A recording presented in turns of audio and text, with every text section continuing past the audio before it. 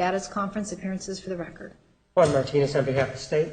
Good morning, Your Honor. Kirk Nermi and Jennifer Wilmot on behalf of Ms. Arias, who is present at the defense table. Thank you. Please be seated. All right. Let's take first things first. Those affidavits we discussed last week. One witness has refused to provide us an affidavit, and others have, one is yet to be completed, and the other has not responded to our contacts.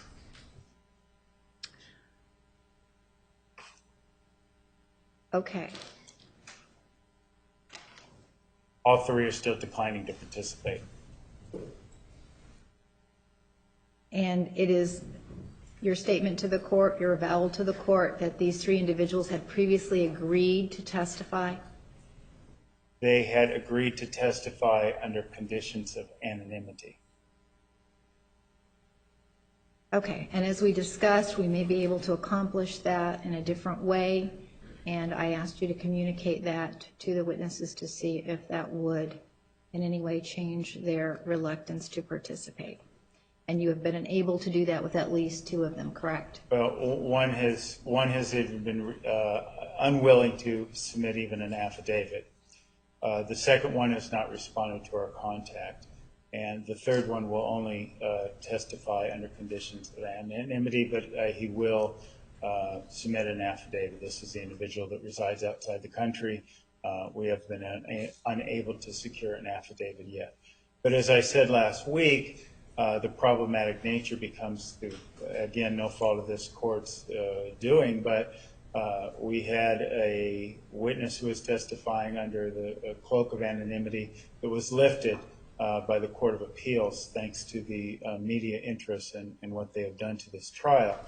And the point of that being is that I could certainly not, I could never, even whatever alternative conditions the court might impose, assure anyone who is going to come testify that the media interest may not come in, file a special action, and then again have their name and testimony released. So that is where we are at. With regard to the witness who was testifying at the time that the Court of Appeals issued their order, what is the status of that testimony? That testimony will not proceed it will not proceed until we have a substantive ruling from the Court of Appeals and or we have had the opportunity to fully litigate the issue with the State Supreme Court. All right, and as I previously stated, I don't know when that ruling will be issued. It could be some time, and we're not going to stop the trial waiting for that ruling. So you're going to have to decide how you're going to proceed. I understand there are still some additional witnesses that you will call. One of them was supposed to testify today, and he is unavailable. Is that correct? That is correct. Do you have any information regarding when he will be available? I could approach with that information and discuss things under seal. With the state present, of course. Oh, yes, Your Honor. Okay. All right. Why don't you approach, please?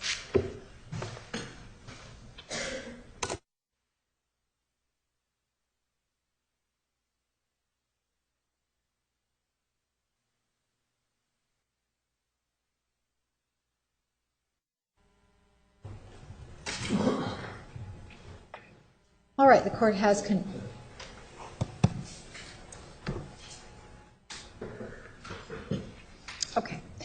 conferred with counsel at the bench. It appears that we will not be able to continue the evidentiary hearing regarding the computer issues until Thursday, so that will be rescheduled from Wednesday to Thursday at 9:30. There will be no testimony for the jury this week. The testimony for the jury will reconvene on Monday at 9:30. All right, anything else we need to put on the record, counsel? No, not on behalf of the state. Not at this time, Your Honor. Thank you. Judge, may we approach briefly? I'm sorry. Yes.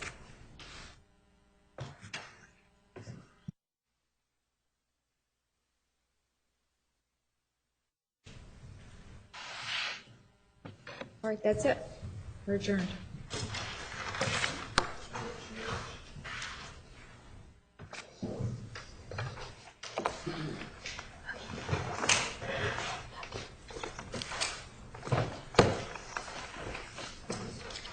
There, 2000.